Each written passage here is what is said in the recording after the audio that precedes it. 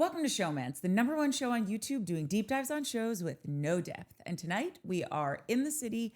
Is this episode 11, guys?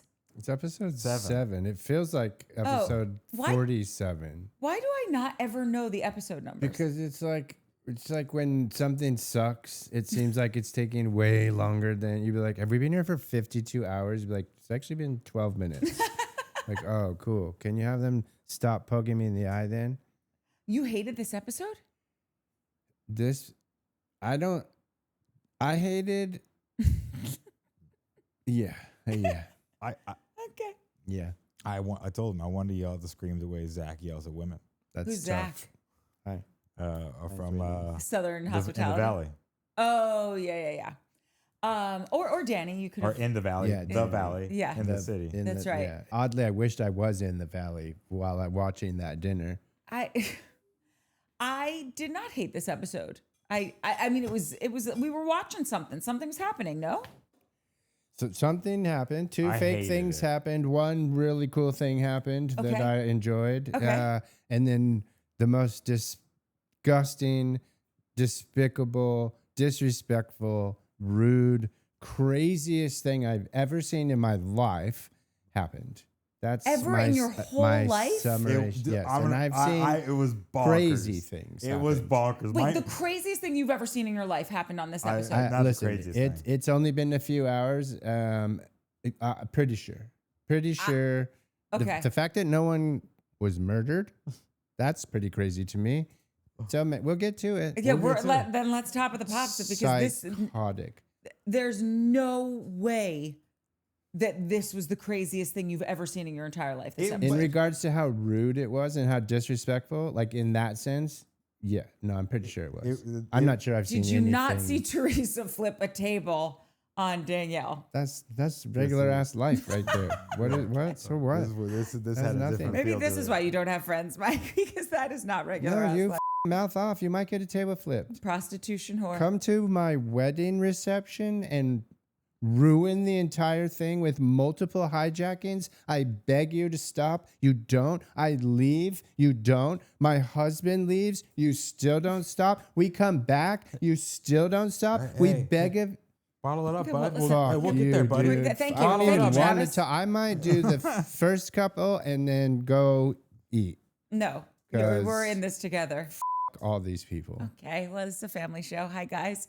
Dude, Okay, that was starts not a off. family. Lindsay's at the Garrett. She jokes with the bartender, give me the tea on Gavin. The bartender Destiny, who's like, I'm all fine with dudes being called Destiny, but you got to look like a Destiny then. You can't look like a Frank and be called like it's. I don't think that. Maybe was he real. changed his name. All right, I'm a And little maybe he chose feisty Destiny. tonight. You are a little feisty. You are, yeah. You're coming in hot, man. Lay off yeah. Destiny. I I know. mean, honestly, it was one of the first things I said about this episode when I walked in. I was like, I got so angry. Horrible. So angry. Oh God, and I'm in it Horrible. alone. Just Jesus, take the and wheel. This is the episode where Travis said something so long ago where we're like, oh God, Travis was 100% right on that. Nailed it. Happened. And it's still the shittiest episode. I in the don't. history Okay, of we all gotta the just get into it episodes. because I don't know what any of this means. Lindsay's joking with Destiny. Give me the tea on Gavin. And he says, well, I don't want to be fun employed yet, so I'm not going to tell you anything. And at that moment, Gavin, Which is telling. that's right. Gavin's such a shit stir. Dude. Gavin comes in. We get Kyle coming. Everyone joins, right? Boys Night with Lindsay. That's right. Boys Night, which I kind of liked. No, Didn't hate it. yeah, I didn't hate it either. Kenny shows up. Gavin then quickly gets into Owen answering questions without answering any questions because they're talking about the boys' night that they just had. And Kyle says, we're not asking you to disparage your wife. We just want to know the basics. The thing is, he's on a reality TV show. So you got to say something because if you say nothing, they're going to get up your ass like they're doing now. And if you say something, at least you've given clear.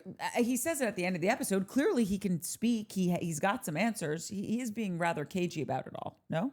No, yeah, we talked about this last week. He's definitely being weird about it. But just on this point, like later on when Danielle's like, oh, there's legal shit. We've said that too. We've said it about Kyle, like where he's asking questions and pretending he doesn't know things. Yeah. And I think Natalie's brought it up, like, oh, it's his discovery, right? Which is funny, but also kind of probably true. Yeah. So like in these scenarios, I'm sure there's been many times where a reality person, TV person has gotten divorced and a opposing lawyer has pulled up a scene and gone, that's you, right? That you saying that? Is that edited and they got f***ed, you know what I mean? Oh, 100%. Right. So when Danielle was like, "Oh, it's not final. There's legal things," that I was like, "Okay, lead with that one." Like if you'd have come out of the Fine. gates with then I would have been like, we're "All right, I'm 100%. good." Then we're jumping ahead, say but my that, though. response to that would be, well, then don't be on the show. If you can come on and you can flaunt what you have, but you can't talk about it, off. Well, We'll see you next season. yeah, Work maybe. your shit out. Maybe. Yes, and yes, but also yes to what Mike is saying. Like, then lead with that. Just say, listen, I'm a little boxed in what I can and can't talk about because there's legal stuff going on. Everyone in this room has had legal stuff. Completely. And then my response would be, go then. Yeah, We'll yes. see you next go round. That's what I'm saying. It's a valid I would be point. like, cool, season But he 2. could have said something. He's giving us nothing. Yeah. It's probably English as his ESL, English as second No, language. they speak English in No. Scotland. I dated or a wherever British he's chick, from. He and seems to she talk would well look when at you- me. She's like the kitchen. She's like, sometimes you look at me like you have no idea what I'm saying, and I'm like, that's because many times I have no idea what what you're saying. you're saying. The next thing that happens is when they look up the dates, Lindsay says, oh, let's go on Instagram, let's check things out. And she finds the hairstylist that posted a picture of Owen's soon-to-be ex-wife, and it was dated 2023 from their wedding. This, to me, was Lindsay being messy because everybody knows, look, you are going to a wedding reception for people who got married over a year ago. You know, people can get married and then maybe they legalize it a year later, or because of COVID or because of extenuating circumstances, someone's sick, whatever it is. Like, it doesn't, the dates don't have to align with, oh, we got married legally, went to a courthouse in 2020, but because it was COVID, or 2021, because it was COVID, we didn't have the party till 2 years later because we wanted everyone to be able to be there for it. Like, I have friends that did that. That doesn't mean they weren't married in 2021 and they weren't married for 4 years. I feel like that's a very logical thing that Lindsay should have thought of. That's a good point. I honestly have nothing to say about that one.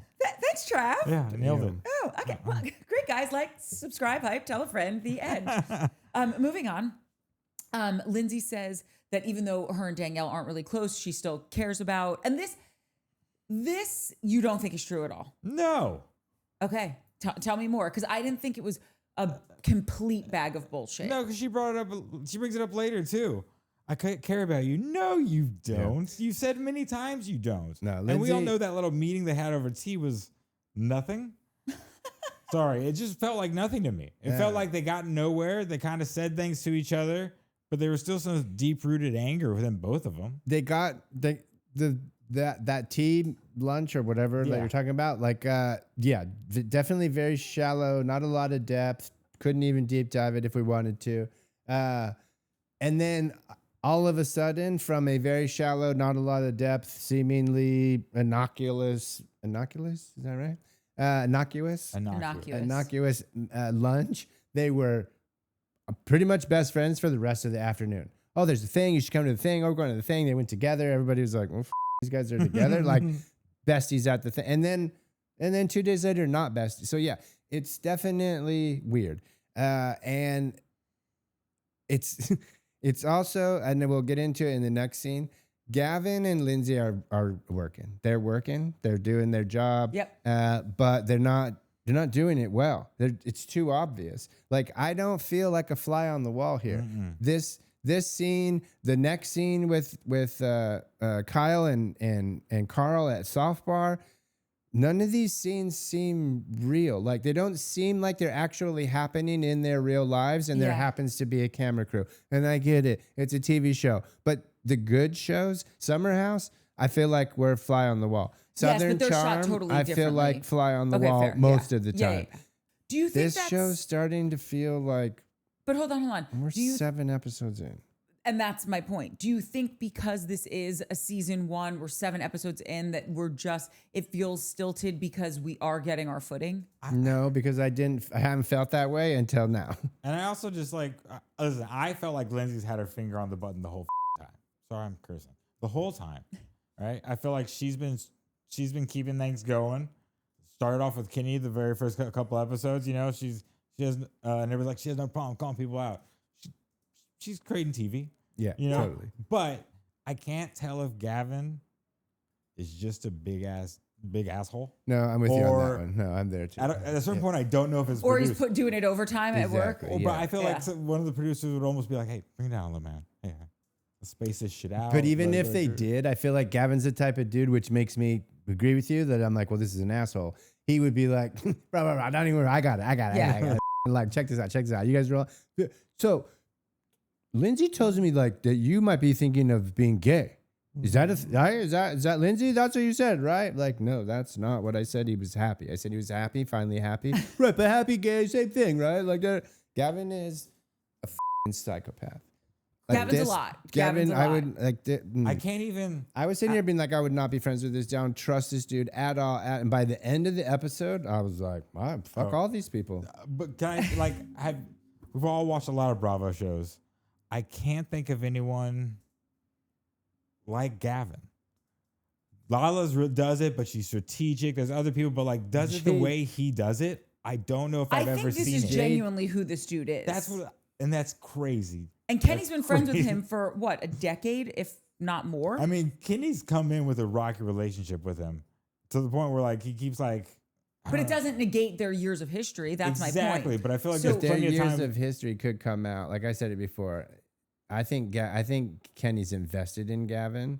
I think Kenny takes care of Gavin, and I think Gavin is that little guy. Fine. Like, It doesn't negate the fact that they have a relationship. but it's not a loving relationship. It's not a. I don't think Kenny does it because he likes Gavin and cares about Gavin. I think he feels bad for Gavin, and I think maybe Gavin. I think it's a pity. No. It's a pity Would situation. you just pick someone up, basically some rando dude, It's not. and They've adopt? known him forever. Yeah, No, what do you that's mean my random? point. But what does that mean? When they've just because they've known each other forever doesn't mean they're best friends and they're loving, caring If he relationship. had access, carte blanche access to his house, I don't think they were peripheral friends. Right, but I'm not saying they're peripheral friends. I'm saying it's a pity friendship that can be very deep and caring and like. But I don't think that they are like. I think Kenny pities.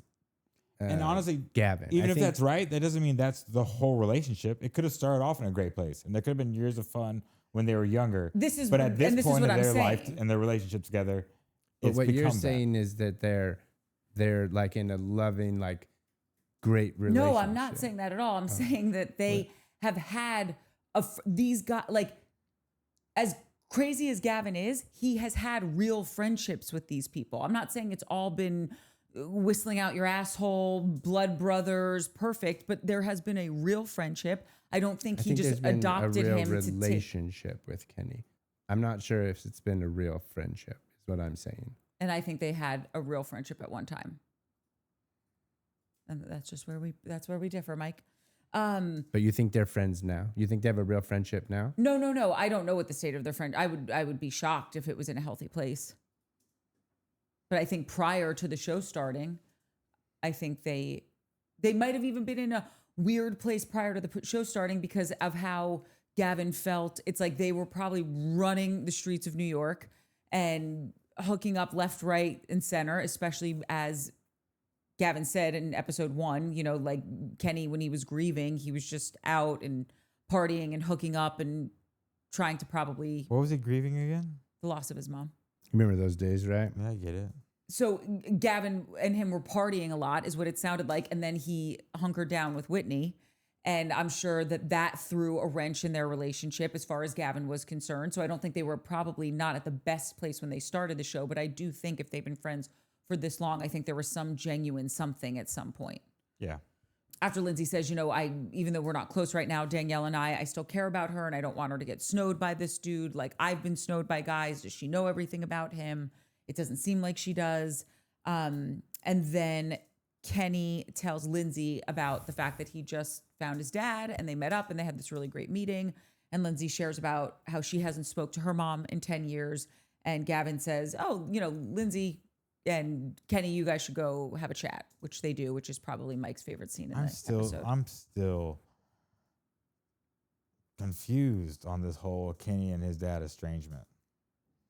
Tell us why. Just so he lived in a different country. Yep. And then they just stopped talking, but nothing happened. They just grew apart. That's such a weird. That seems so weird. Girl, to me. this is what Natalie and I were saying. That's such a weird. Oh, me and my dad just grew apart. What? Was there a big falling out? No. But also, he was a child. He was 12 years old. That's exact. All of this. All of it is strong. I don't. You don't watch our show, do you? It's such a weird estrangement. No, I'm just happy weird about it. What? A 12-year-old boy goes across to another country to see his dad, who has a new family and new children, doesn't feel like he belongs there. Okay, but doesn't neither of them keep up a relationship? The dad doesn't send birthday cards. Yearly, the guy who's not the 12-year-old boy Christmas. doesn't buy himself a grown-ass man plane ticket to go over and visit his son and have a special time with him and his child who he brought into this world. My dad lives in Vegas. I live in LA. It's a 4-hour trip. I went 5 years without seeing him, and I just give him calls on Christmas and all the important dates.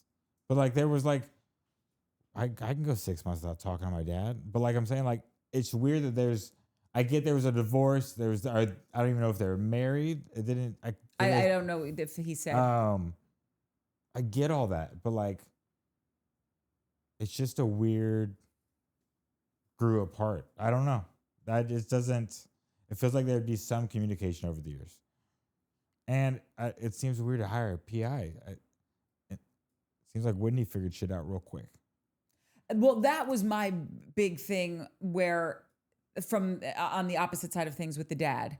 And we talked about this last episode, that it's just Kenny is a person who is on Instagram. He is a man who probably hasn't changed his last name. You can look this, he has a business. I'm sure he's very discoverable. So when the mom said, "Oh, we've been looking for you," well, how hard? Because if you searched Courtney Abbiati on the internet, you'd be able to find me pretty quickly. And I get that I do a podcast and whatever, but I think Kenny same for Kenny. Why did you look at it from his dad's point of view when he said, "I've been looking for you"? Did you? And then before this podcast, you couldn't find me on the internet. It would be tough. Right, but Kenny had Instagram. You didn't. But I've worked 20 years in television. And right, but if you someone has a hard public time. Instagram profile, they're And fairly Facebook. discoverable. On Facebook, that's public. It's not hidden. It's not Okay, private. great. Then I could have probably found a Mike Connor on Facebook in Los Angeles. But why didn't my bio dad ever reach out to me? Well, has your bio dad said he's looking for you? Kenny's dad said he was looking for him. Right, but my point is, my dad could have been, and he might not have found me, right? It was hard to find me, is what I'm saying, before this show. So it's not, things aren't always as easy and simple and you just get on the internet and find someone, right? The PI thing, I don't know. My takeaway from this episode is I'll never hire a PI. I will gather my girlfriends and be like, "Hi, can you guys? You 100% I need this should do that. information, please." imagine he's cheating on one of you. Yeah, you'll all get a bag and to be taken to dinner, whatever Yeah. you guys want. But I need, and I won't even be able to finish my offer, and you guys will be like, "Here, Correct. we got it, dummy. Stop talking." So that's my takeaway from this episode. I just like the dad thing. If a kid tells you he doesn't want to come anymore, that's might be weird for a dad. It might be the dad being like, "Well, if he doesn't want to come, he doesn't want to see me, and he feels weird, then what am I going to keep pressing?" But to not have any contact where you don't know where they live is just. It is. You don't have a phone number. You don't have anything. You've never I don't sent a think it's birthday that. card. You've Listen, I never- don't know my real dad, and my dad is a dude that was I got an interesting situation, so I might not be the right person to ask. Can I ask but, your bio dad? Was he in your life at all? No, for a half Okay, a but second. 12 Well, I guess for a half a second. But for 12 years, and then We don't. that's weird. He raised him, and he was Yes. his dad for 12 years, and they visited, and they did things. It's not weird if your kid tells you he doesn't want to see you anymore. But you're the parent. But Dude, you Like, keep how do you talking not about just you're say- the parent. Because but how I do also- you? If you're the parent and your kid tells you I don't want you to be in my life anymore, you're supposed to what? You can still write a letter every year on the kid's birthday and Maybe say he and did, tell the and mom. his schizophrenic mom never gave it to him. Sure. But I have sure, we're all just sitting here going, sure, maybe this. You should have done that. You should have done that. You're the dad. We're all just making up shit people should have done. Listen, I understand how you can get on Kenny's team where it's like, okay, you don't want to do this anymore. Or I understand why Kenny hired a PI. I think it's harder to maybe find, people who aren't as much like in the social media sphere. And his dad is obviously older than him and wasn't hip to all this stuff. I get all of this. I'm coming at it from the dad side. Right. It's like in the next scene where Lindsay says, I can't imagine ever not wanting to contact my daughter. I guess that's where I come from it. The place I come from it from, where like, I just can't imagine a parent being like, sure, go live your life, 12-year-old. And I never need to see you again. That seems extreme. But you can imagine that there are parents who can imagine it, right? Yeah. Because that happens. Yes. Yeah. And I think that's heartbreaking. Of course, it's heartbreaking. Nobody's saying it's not heartbreaking, but it's not weird. But can I be honest with you? Like, it's not something that should be normalized. How about that? When you dig into it, yeah, that shit happens a good amount of times. That happens. It happened to Lindsay, Yeah, that's rough. I don't know. I just trying to figure out how to word it. Maybe this is something you're trying to say, and interrupt me if your train of thought comes back. But I understand that parents desert their children all the time. It hurts my heart to hear it. It bums me out. I don't want it. Yes, of course, if you're a horrible person, if you're violent or whatever, yes, of course, leave your child's life. But it didn't seem like that. I think that's kind of where it got me. Is like the way it was described by Kenny. It didn't sound like a I never wanted to see him again. The way it was presented didn't feel like that. The way it was presented was we drifted apart, like they were friends. You know what I'm saying? Like, yeah. like it was just like, oh, we had a relationship, and you're not friends. This is a parent-child. I get. We don't know the whole backstory. I guess the whole thing is the way it was presented, the way his tone about things. That felt weird. The dad, or Kenny, the way Kenny kind of explained it. Meaning it left you with a lot of questions. Just the way he's like, nothing really big happened, could we just, But that's what he was explaining is that was the weird part. He's like, this is weird. Like it wasn't a falling out. It wasn't anything crazy. There's really no reason that we shouldn't have talked for 25 years other than me saying I just felt uncomfortable there and I didn't want to go there anymore. This was Kenny's doing. No, I get it. Kenny was the one that initiated this whole thing. Both things. And Natalie said this last episode, there was a time where she was like, oh, I don't want to go to Oklahoma to see my dad this summer. And my dad's like, the hell you aren't. You're my kid. You're going to know me. You're going to come. We're going to spend time and we're going to bond. But two truths. The kid didn't want it and then the dad didn't want to fight for it. I got another family here. Right. But that's so heartbreaking to me. You don't want to fight to see your kid? Yeah, shit. You just are like, yeah, sure, go on with your bad self, live your life. But that's it. It's not that. You're not like, you can't sit here and be like, oh, you don't want to fight for your kid. That must mean you're a horrible piece of shit. I did not say you're a horrible piece of shit. But you're insinuating it. You're insinuating that if you don't want to be with your kid or you don't reach out to a kid, that you're like, no, whatever, go on and like. You're insinuating that that's a bad person. That is not right. No, I think it's really detrimental parenting. Of course it is, but there's reasons for it. There's reasons people get that way. Which I understand that people can have substance abuse and think it's not my. But it could, yeah, I don't know. We're gonna get anywhere on this. Is this an old battle from last episode too? Yeah. Okay, well let's move on. Okay, no, it's not. No. I mean, we got into it about this. I don't mean fighting. We just talked about this ad nauseum. I don't think that there aren't extenuating circumstances, but I guess there's so many holes in how they're telling the story, to Travis's point, saying like nothing happened, we just drifted apart, that's where I'm just like, okay, well, it's not like if you didn't talk to somebody for 25 years, don't you think you would drift apart? So that's not weird, not out of the ordinary, not unusual. To me, it is weird to just, if there was no problem. You're saying what's weird is the story that they're telling, and then saying, i.e., they drifted apart. That's not weird. They didn't talk for 25 years. To let your child drift apart from you if there were no circumstances like, oh my God, I am in active addiction and it's not healthy for me to be around my child, seems How about this? I'm stuck on stupid with it because I just can't imagine having a kid and not showing up for it. Period. Yeah. All right. That's impressive. 25 minutes on first scene. Oh, that's for us. If we're that's, moving on, then yeah, we're gonna be short. This might be a one-parter. That's right. Spliced in between the scene, there was just a quick moment with Danielle and Owen getting a drink, and she says, she wants to start planning for the future and having babies, but she can't because he's technically still married. And I don't know if anyone had anything to say about that. Is he technically not married now? I have no idea. The way he presented it was that they filed papers. And No, but like, because No, like Danielle's today. pregnant now. yeah. So I'm asking, like, how serious saw that was in she? the You OTS. know, was she? And I know we're not shading on Danielle. Hope everything's going great. But that's what I thought. It's like, because again, we watched these shows are 10 months ago or whatever it was, and now it's real life. And I've gone back and forth between like, I don't really want to pay attention to real life because I just want to watch the show. Yeah. But she's pregnant. She had her baby obviously early. And so I'm wondering, is Owen divorced now? Like you're asking what was my thought. My thought was like, how serious You know how are you sometimes being right now? there's something going on and it leaves you open to talk about something that maybe you didn't have the balls to press the person on in the first place.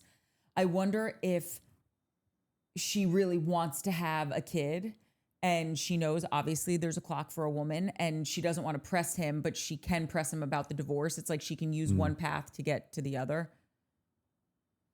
So I just wonder if that was Could be. part of what that was. Nick and Yvonne up next, they talk about their wedding dinner party, and Yvonne just talks about really missing work because this was something that defined her, and she's really loved putting this dinner party together because it reminded her of everything she used to do and really love to do. That was basically the crux of the scene. Made the dinner party even fucking worse. Mike's really upset about the dinner party. Treated. Okay, then we get a softball Carl appearance. And I know you felt that this scene was like very staged. It was nice to see them together, especially knowing now everything that's come out and how Carl was just such a mess with all this stuff. I liked seeing them. And I did think he gave him great advice in this scene. Yeah, I like seeing them together. Kyle looked so weird. I don't know why. Kyle's so Kyle sad. walked in, but he just it seemed like Kyle didn't hit the makeup trailer. It's the first time I The ever hoodie and a hat. and the glasses and I just seemed like We don't see him in is glasses this a lot. dude. Well, But I I'd also- seen to me it like literally my first instinct or my first thought was is Kyle do glam? Like normally, but he didn't today. You know what like it felt like? missed glam. It felt like, listen, Kyle's a workaholic.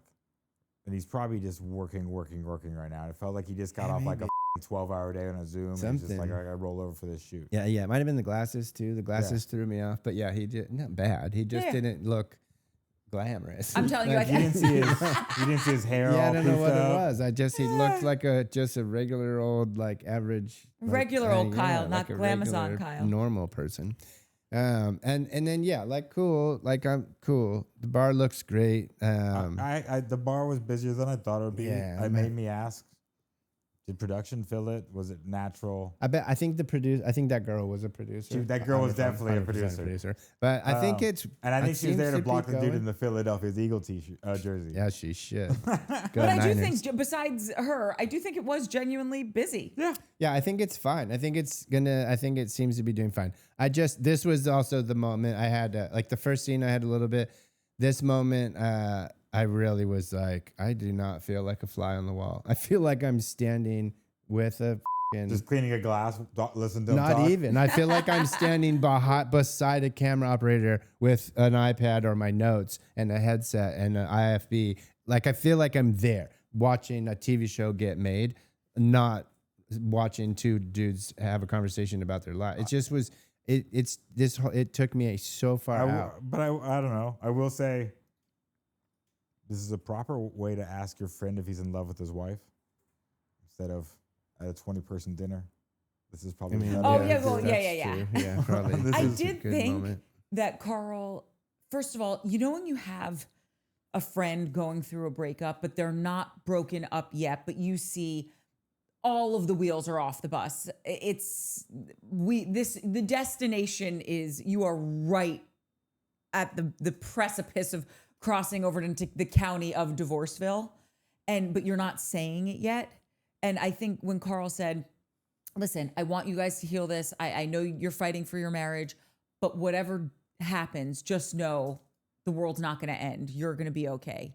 And I think, because I remember when Shane and I were breaking up, I had one of my girlfriends had said something similar, and she knew that I wasn't saying what was really, not that I was lying, but when you've been in a relationship for so long and you've fought so hard for it, it's hard to throw in the towel. It's hard to say like, yeah, we're done. You want to exhaust every option.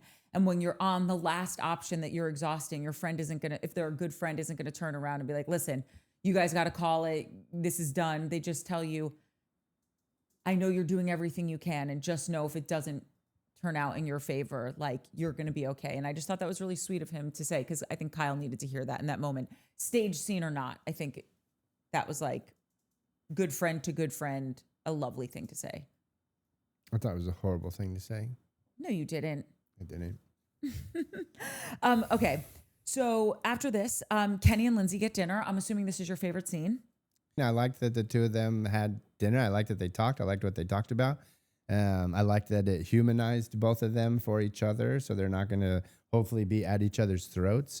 It made a lot of the like premiere party and out and about pictures I've seen of everyone now make a lot of sense, because a lot of them have her and him just cuddled up, just grinning ear to ear, not in a romantic way, but in a very, very happy friendship type of way. So yeah, and then this nailed the whole. Would you say, Trav? I Dessert. think it was my first summer house. I had a hot take on Lindsay. She wasn't even in that episode. I just had to throw it out there. Yeah. I lost my mom to cancer when I was 14. So I've dealt with the loss of a mother. And I just told him that, like, I kind of saw what Lindsay was doing. Every relationship she's had, Stavi, Carl, everything she's had, she pushes them away because she doesn't have her mother's unconditional love. So every relationship, whether it be friendship or any relationship, she pushes people away to know they'll come back. That's what she does. That's why when a couple episodes ago, you said something about Lindsay and Carl dumping her, I was like, Lindsay dumped herself. Because she pushed him away. She was crazy to him. And like, it's like, and he didn't even fully call off the wedding. I think he was like, let's just give it a beat and figure some shit out. And that didn't go well. That is true. He just wanted to wait. He's like, it's moving fast. If he'd have said that without the cameras, she would have been like, okay, I'm pissed, but okay. It's just, yeah. But Anyways. yeah, it's a lot different than mine. Cause like Lindsay stopped talking to her mom when she said she was 22. Yeah. Which almost feels like a better age than 12 to stop talking to. Thank you, Thank you, Jack. Thanks, Jack. I'm not going down there anymore. But you can if you want to. Just kidding. And this is so I see. I don't. From my point of view, I'm almost luckier because my mom didn't choose to abandon me. Totally. She died on me, which was a choice. She died, so it's just I felt the loss, but I didn't feel abandoned. And I feel like what Lindsay's doing, even she says in this, she blames her breakup. She was what'd she say? Blaming her and Carl's and the baby daddy on them almost. They abandoned me. She said it. They abandoned me. And it's just like I can almost work on myself because I know I wasn't fully abandoned. It's another layer. So I don't put it on the other person. I put it on me. It's what I have to deal with. I need to learn to get better. And there's no one else for me to blame. Yeah. But I feel like I'm scared for her because she seems to be putting it on them. She's using the specific word. They abandoned me. And so it's almost she's giving them a lot of power, and she's also deflecting a lot, which worries me. Like it's also a self-fulfilling prophecy, right? Exactly. So if you push and you push and you push, at some point any person will break. And I think her and Kenny really bonded over that though, which was super sweet. And I thought, to your point, it really did humanize them. So like later he cracked a joke and she was able to laugh at it instead of come at him. And I thought that was great. But also, Travis, I think to your point, because Lindsay talks about all of everything you're saying a lot on the show, there was, in the Real Housewives of New York, there were these two women that were arguing because one woman's husband died and the other, her husband divorced her. and she was saying, like, it's worse when the guy leaves you. And the woman whose husband died, she was desperately in love with him and she wanted to grow old with him. And she's like, you don't know the pain that I wake up every day not having him. And she goes, right, but you would still be together if he was here. So to your point, and then it spurred a lot of different conversations, whether, obviously a loss is a loss, but there is that differentiator between, no, your mom just got sick. She didn't choose to not want to be your mom anymore. And Lindsay's mom. Exactly. Exactly. So like, I'm also able to look at it like that. Go like, I'm not blessed that my mom died, but like, there's not a world where I can blame it on someone else and not look internally and not try to fix and not be aware that, oh, I'm doing this. Yeah. Yeah. Whereas I feel like she seems to be putting it a lot on them, subconsciously or not subconsciously. Yeah. And that's almost worse. Totally. Because it's giving them power to change it, not her the power to change it. Yep. And by the way, sorry, I didn't mean that to like trauma compare. I meant to show that like this happened in another show. My also. mom's death means nothing to you. That it doesn't. It means literally nothing. In one ear, out the other. Who cares? Oh my God, someone needs to move this. Sorry, my elbow keeps hitting it, and it's too precious. I wrote this, and I'm scared to say it, but like, I'm also just the way Lindsay acts, and the way she yearned for that unconditional love. Cut this if it's so bad. I'm scared for Gemma. I'm scared that when Gemma grows up and tries to have a relationship and tries to take something away from Lindsay, I'm scared for how that relationship's going to act. Because right now, she doesn't have baby daddy, but she has unconditional love in Gemma. So Lindsay and Gemma are going to be inseparable for the whole life. And that's her unconditional love that she never got from her own mother. So I'm scared. I don't know. I'm just scared for that relationship further down the line without proper therapy. But I think Lindsay is someone who would be in therapy. Like, it wouldn't surprise me to hear that she goes once a month, once a week, whatever. I do think what Kenny said at the end of the episode was really true when he said, you either become the parent you had or you do the polar opposite. And I know so many people in my life that were the opposite of the example that they were given and have been wonderful parents. That's exactly what I'm saying. I'm saying Lindsay is going to be the only this is Lindsay's everything, right? Yeah. Gemma is Lindsay's everything. So she's going to be like, that baby's going to be her world for 18 years. And then when it goes out and flies out of the nest and she meets a guy or a girl and that relationship starts forming, I'm scared to what that will do to Lindsay. No. And what I'm saying, because once again, she's getting abandoned because I don't, you know what I'm saying? Like, I'm scared on how that works. Yes. And what I'm saying is they do it in the healthy way because just because you've done the opposite doesn't mean it's healthy. Like, to be overly attached and not understand that your children are from you, but not for you. Yeah. That's going 180 degrees in an unhealthy way. Your child needs to have their freedom and needs to be able to live their life and make their own choices.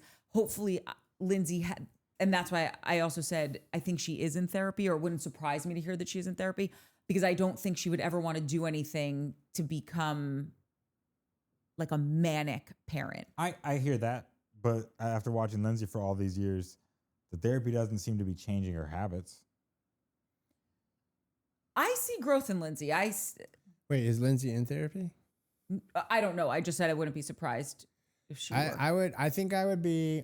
I don't know if I'd be surprised, but I wouldn't.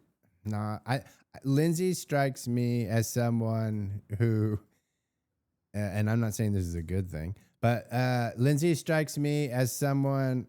Oh my God. I'm sorry. I'm watching the World Cup right now, and they're in penalty kicks, and these two dudes both missed the craziest kicks of all time. Whatever. Anywho, Lindsay strikes me as someone who's really smart. And again, last episode we talked about watching her on Carl's podcast, and a couple of people agreed that like it changed our viewpoints. I think Palava Girl was one of them, that like it just put Lindsay in a different light. Like, was never a Lindsay fan. Fine for the pregnancy and Gemma thing, but now she's starting to like come back as old Lindsay to me, and it's starting to bug me. But that podcast put her in a different light, made me see her differently. She's the one with me? No, the one with Carl. Sorry. But not that I ever thought Lindsay was dumb by any means, but it made me realize how smart Lindsay is and how I think Lindsay would not necessarily go to therapy. She'd figure it out. You know what I mean? And again, I could see that. I'm not saying that's a good thing, but I think she could. I think she's smart like that. She has enough past to do it. And I think that I think she would probably do what you're saying, but not for very long. Do you know what I mean? She'd catch herself. She'd catch herself. I could see, but you know without what I'm saying? therapy. How is that not a natural reaction? No, 100%. You've been searching for this one thing your whole life. Yeah. You made this. This is unconditional love. You're gonna lose some of that sooner or later down the line. Yeah. So yeah, I see it. I That's think a natural. I think if Gemma finds a nice boy or whatever, a nice partner, I think, and I'm not one to normally say this, but like in this scenario, I think if Lindsay found a partner that she could trust and was with her for the next 18, 20 years for that to happen, and they were still there, and they had built a life, I think that would ease that, you know. And also, But it definitely could. I see what you're like. It definitely could go full haywire. I also think that Lindsay is a hustler. Like, she loves to work. She's an active person in her career, and she just wants it to get bigger and bigger. So I also could see you could totally love your kid, but also be happy that they're going to go to college, and I could write this book that I always wanted to write, or go travel the world. I hear what you're saying. When you grow up without an unconditional love for 20 years, it with your head. Yeah. I am not great in relationships. I'm not. Like, it doesn't go well. I've barely held, like, some of my closest friends, they've been through shit with me to the point where, like, I pushed them to the limits when I was going through things. Do you think you still do that? No, I catch myself. That's so good. I become very Once in a while. It's He obviously catches himself once in a while. but like it's something that, like, it just, it just happens. Like it's natural. I almost, So I hear what you're saying, but like when you don't have that, Yeah. and then you make something and now you have this is unconditional love.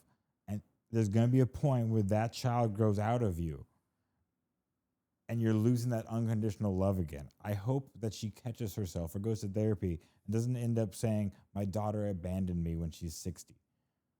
You know what I'm saying? Yeah. It could go a weird way. Yeah. And I'm just hoping it doesn't. Same. And she could also have a super, like, she lives in the city. Maybe Gemma goes to college and then comes back and lives in the city, and they have a very Ramona Singer, Avery Singer relationship, which you don't know this reference, but it's this New York housewife and her daughter, and they're very close and they spend so much time together. So like I'm just really pulling for it not to go that way. I guess that's why I keep thinking of different iterations of how this could go. Not to pile on, but there's people who don't have abandonment. There's parents who don't have abandonment issues who freak out when their kids go to college because they're like, oh, that's it. They're gone forever. They're going to meet their husband or their wife or the partner and be done. And they're never coming home. I'm never going to see him again. And then you add into add into the whole thing. Like I said, I still deal with it. So imagine, even with the greatest therapist, it's your natural, and you learn to live with it. Yeah. Every day you learn to live with it. Those little things, little Idiosyncrasies? There it is. Idiosyncrasies. It's it's gonna, I don't know. It's got to rear its head in every relationship she has. It's got to rear her head in everything she does. I guarantee you, like, because what is she? 38? It's why she was probably so, I'm using air quotes, pissed or upset or intrigued or interested in getting to the bottom of why Whitney would move somewhere for a dude who hasn't asked her to marry him after only 6 months. Like, people do that out of love. Because my mom just left. Like that kind of shit. Yeah. Like I'm not gonna probably ever get into it because I don't want to. But like Lindsay and I and our moms, I think we have a very similar moms. But my mom and I haven't not talked for that long. So I'm it's funny that I can relate to Kenny and his dad and the like not feeling like you belong there because there's a new family situation. And I can relate to Lindsay with her mom and just some of the things I've heard with her mom. I'm like, oh geez, I'm basically Kenny and Lindsay's kid, basically. Well, how does she feel that you live in Los Angeles? Does she feel abandoned? Who, Lindsay? Yeah. She does. She's very upset. We haven't talked in a long time. Okay, so the next, honestly, the next scene is the scene till the end of the episode. It's Mike's favorite scene. It's Mike's favorite. He lived in it for 20 minutes. I'm going to go. My bracket, Busted. all of them busted. And I did it, but I was like, I'm going to do a few of them this time. Just if I had to guess, like, hey, how did Mike Connor do in a World Cup? Oh, no, I would be like, pretty bad probably. No, I'm good. I'm good at these. I mean, I have been. I've busted. If anyone picked Paraguay and frickin' Morocco to win today, good on you. I'm pretty sure no one did. So everyone's brackets are busted. And speaking of busted, Yeah, let's get into the reason why we're here to talk about Yvonne and Nick's wedding dinner. Fucking busted. And you know what? By the end of it, I was even pissed at Yvonne and Nick. Mostly Nick. Okay. What? Why? Well, let's just get into it. Let's Because just. knock every one of these motherfuckers out, Nick. We don't need to skip ahead. We have to go in order. In order? That's how we do the show. Or Natalie Start gets mad. from the left to right and punch them all. That's the order. Okay, it's a little aggressive. You're coming in hot. I remember this scene though. Okay, everybody shows up, right? And Amanda is screaming, "Hi, Kyle!" in the background. The fact that she had the balls to say, show up. That's my first annoyance. Why is Twatface here? First note. Why is Twatface here? This is what I'm saying. My This first is why I don't note want. was Amanda. Hey, Kyle, bitch, walk on over to him. Or don't. Or because don't. no one wants to talk to you. But That's why he didn't say hi. He doesn't want to say hi to you because you're Twatface. This is why in the scandal episode that we just did, I said I don't want her on my screen anymore. It's too much. But the fact that she had the cojones to sit there and say, "We've always committed to not making it awkward for the people around us." Have you? The new pact. Have you? They also. When is that pact from what's today? June 29th on? Because we have watched 10 years of you and Kyle make your issue the entire house's issue. Well, I mean, you that's now not- got a new show, and this show is all about everyone dealing with your issues. How could you sit there and say that with a straight face? It's also, they're not too great at pact. They also took a pact to love each other in sickness and health and good times and bad through yelling and their Nobody cares worst. about that stuff anymore. So like, they're not great with pacts. Okay, well, I'm just letting you know that. Know thyself, girl, because that is a real bag of bullshit statement. Then Danielle arrives in pink? Question mark? If you had to ask why you dressed like that, if you had to ask, yeah. Nobody else Okay. was dressed like that. no one else had to ask. No one else had to ask. Question, because I agree with that statement. However, Wow. hold on. I was the maid of honor at one of my best friend's weddings. He wasn't. What? Danielle wasn't. No, Sorry. I was, and so my friend said, she's like, "I'm only having you, so just go buy whatever dress that you want." And I found a really dope dress that was an off-white with like navy stripes through it, and it was like a nautical kind of wedding because it was on an island, whatever. And I texted her, I was like, "Listen, I found this dress, but I don't know if it's okay because it could be perceived as white, even though it's not." And I was like, "Just you tell me. I could not care less. This is your day, whatever you want." And I sent her a picture. She was like, "Oh my God, no, that dress is sick. Buy it." And it looked beautiful in all the pictures. You could see that it wasn't white next to her dress. So I've been in that. Okay, Danielle's well, on Danielle's and 4K cameras, that did not look pink. It did not. And that picture, maybe it was altered. It did not look pink in person. But also, Time out. I got a better one for you. Had you ruined that fucking lady's reception, she would have kicked your ass out and been like, you in your white dress. no, in fact, I gave 100%. the best maid of honor speech. Right. Everyone was in tears. Exactly, And because you're not Danielle. No, this so is that true. Danielle got a beautiful dress, and then Danielle was a part of ruining the entire f***ing event that these people spent time and money, and she doesn't have a job right now, so that's a little stressful. And you guys basically went in your pretty little outfits, took them off, shit everywhere, rubbed it, played with it, threw it at each other. And then I will say, went listen, home. this scene made me so angry. However, There's a however. yeah, it's It just ended. no. However, I get you decided to do a Bravo dinner scene. You that's the only idiots. thing. You idiot. You really walk the line. Save when this you for do a couple that. months when they're done That's right. filming.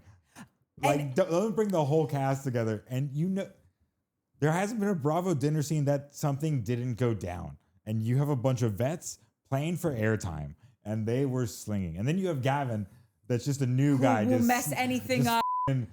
You got a marriage on the rocks. Oh, and by the way, what the please, hell? defense disclaimer. I'm not defending Danielle. I'm just defending women worldwide who've all been in a situation like this. That was a white dress. That was a white dress. But what was weird is truly in the picture that she texted her, the dress did look more pink. It did. But in that, I don't care. But also, like, you wore a dress. You should have shown up before and checked the lighting, or get. Like, I'm just saying this little glow behind me is new, and every time we press the buttons, it looks different in real life than it does on camera. So it just. She looked at herself in the mirror multiple times. Was like, "Yeah, I'm gonna crush this."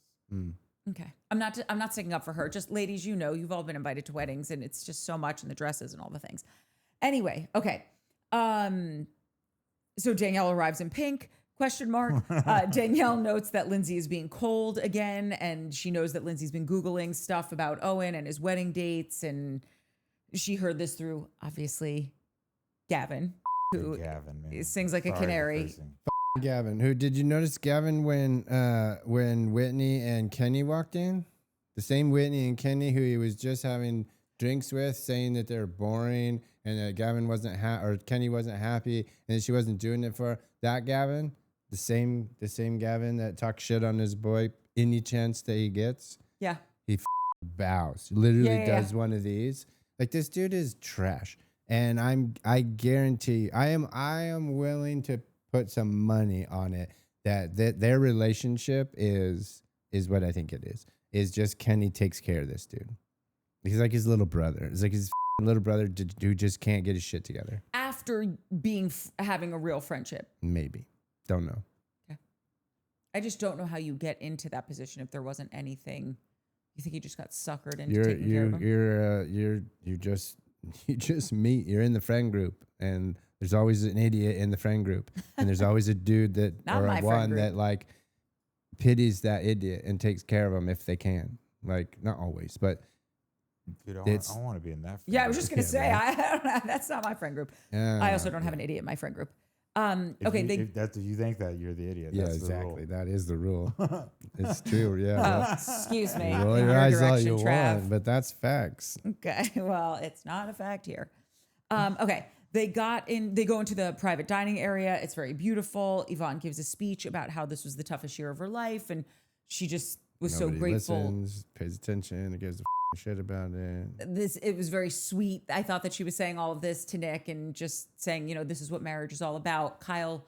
They didn't even have the camera on her, did they, for this whole thing? No, they had it on Kyle and Amanda. They had it on Amanda giving Kyle the bird. Was it the fourth finger, though? Well, no. It felt like the fourth finger was a Kyle joke. gives Amanda a look, and then that's when Yvonne is saying all of these things about this is the toughest year of her life, and this is what marriage is all about. And then Kyle looks at Amanda, and Amanda gives him the finger, and I'm just like, get out. That is so inappropriate. Was it the middle finger? I don't. Part of me looked like the fourth finger, and it was kind of like a jokey way. But even not if it was, it's still inappropriate. Okay. But it's the middle finger and the fourth finger, totally different. Yeah, so it was a white dress and a pink dress. Oh. That is a good point, Mike.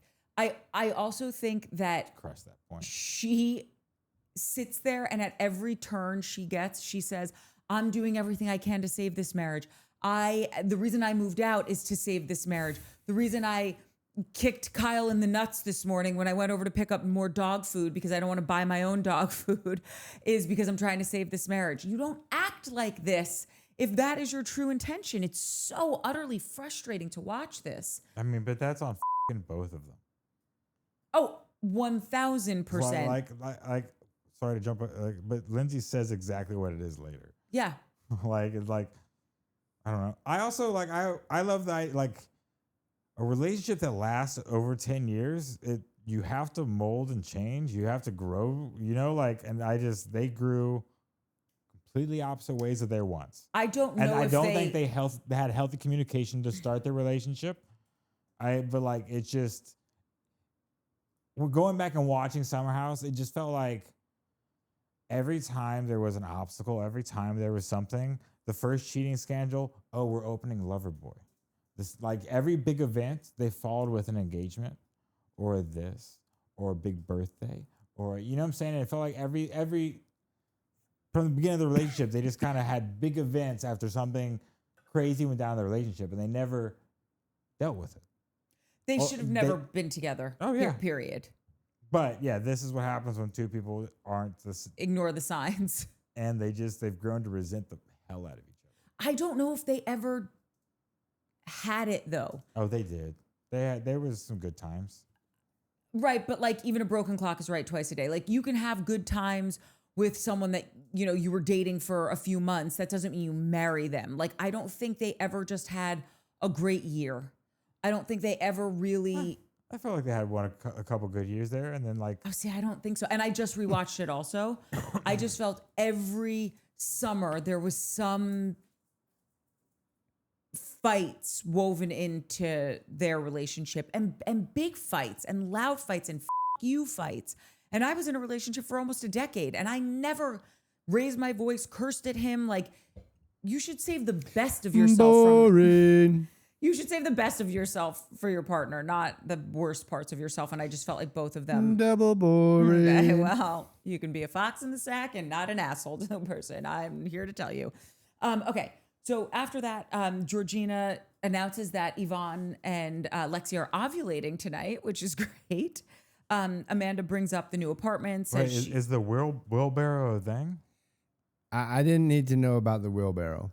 And I didn't. I had to ask the question: Is the wheelbarrow real wheelbarrow? I think it's a thing for Andrea. No, It's it Andrea's is thing. it is a thing. People do it. Like they're not making that up. They call it the wheelbarrow. I don't know if they call it a wheelbarrow, I mean, but I know it's they an call apt it. description. It's the It's a perfect description of how description. like the woman lays or whatever to help. But I don't know if it is medically helpful. But I know people do it. I mean, gravity makes sense. You know what? A better description? Pillowcasing.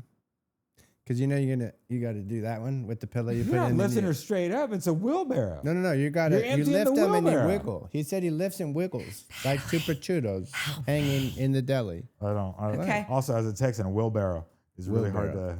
hard to. It rolls out there, and it's Yeah. wheelbarrow. Well, I think you're because you're saying wool instead of wheel. Wheelbarrow. Wheel. Listen. A wheel. He spells bear BEX. I come from Bear County, spelled BEXAR, but that's just because the Spanish word for county is bear, Which spelled also is not BEXAR. true, which Natalie found out. And then where's the other one? The Bernie. Another misspelled word, too, nearby. They're not good spellers where he comes from. Howdy. Okay. Amanda brings up her new apartment, says it's been fine because normally, you know, Kyle's there. Yeah, exactly. Like it's been fine in this new apartment and sleeping alone has been fine because normally she goes to sleep before Kyle does. And Gavin, at least Gavin's an equal opportunity offender. You know what I mean? No, there's no at least a Gavin. Gavin. Just mean like he's coming for everybody. It's not as though he just has a hard on for one person. Because he says to Amanda, is that because you're high all the time? Which is kind of hilarious. Which is bonkers. I mean, she is though. It's fine. You can be, but then just own it. Just say, yeah, I smoke all the time. It is.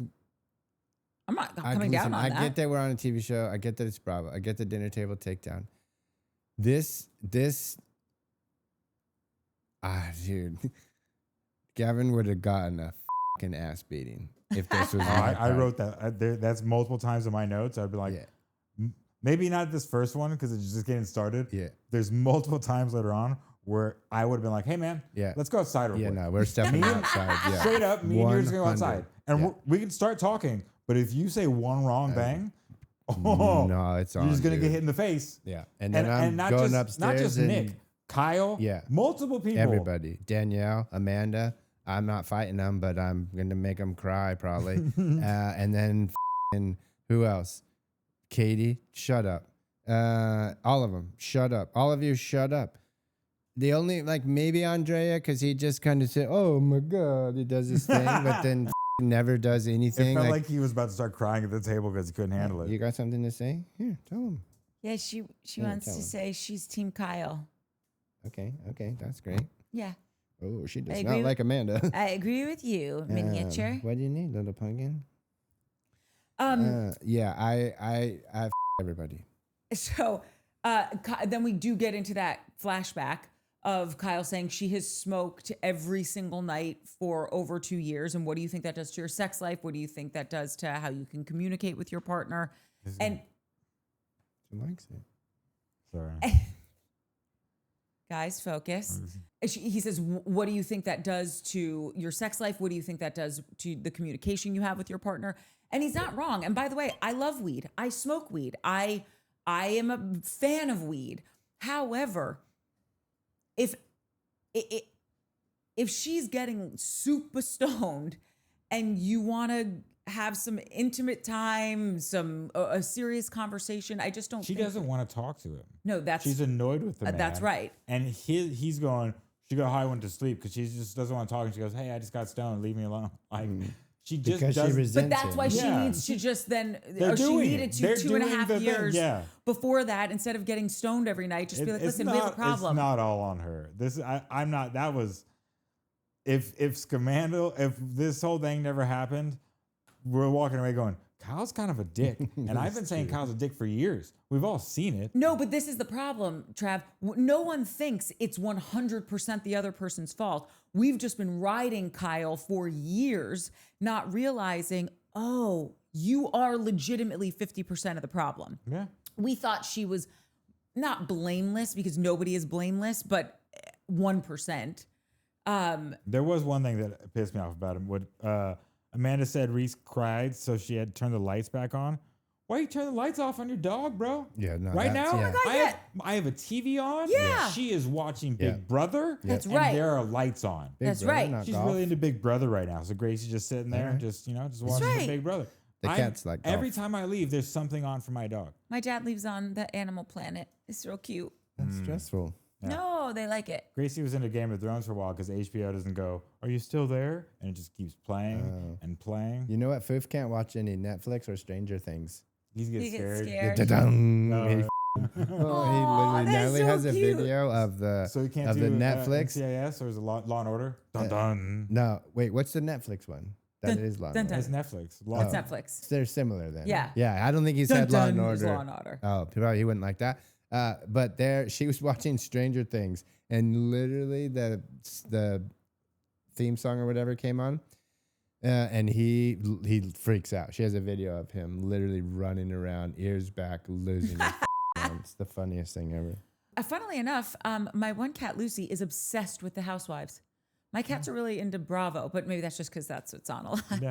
My cat's like But when golf. I first got her, she would literally, like, I would be in bed and I would have my iPad watching the Housewives, and she would get right up to the screen and watch and love the Housewives. It's pretty adorable. Okay, moving on. We've got just Kyle and Amanda slinging mud at one another. She's saying you drink too much. He's saying you're stoned all the time. Yvonne leans over to Lindsay and says, "Can you please stop this? Like, you got to say something." And this is when It's also can, like, you call any of these people at the table, like Gavin or Danielle, friends, because they keep poking the situation. That's right. It doesn't feel like they're doesn't seem like any of them really give a about the relationship. They're like, whatever. And like, you know what I'm saying? Like, just not a prop. Take away, it's Yvonne's wedding reception. Really up dinner talk. I'm cursing a lot, Natalie, and I'm sorry. She's not listening, but she's going to hear me in the edit. I just She's like be told cursing you. You've been cursing a lot too, big guy. I do all the time. Okay. though. Yeah, I just if you take away Yvonne's engagement, that whole dinner is still bonkers. Oh, 100%. But this is why what you said in the beginning holds water. All Bravo dinner scenes are asking, you're cruising for a bruising. Let's get the whole cast together and just sit down. That's right. Like we kind of anticipated this, and poor Yvonne did not know. Okay, so then Yvonne leans over to Lindsay and says, "You got to stop this. It's my wedding." Lindsay gets up to shut Kyle up. It does not work. And then Yvonne just jumps in and says, "I'm so over everybody fighting at this dinner, especially when people show up in a white dress." And Danielle says, "Are you talking to me, bitch?" No. Which really brings everything up a notch, which was insane that she said this. However, we are over an hour. So I know Nat likes us to break now. So we're going to cut. This is part 1. Meet us over at part 2 where we are going to finish the dinner scene, get into commies, and like, subscribe, hype, and tell a friend. Is my hair too poofy? Yeah. Okay.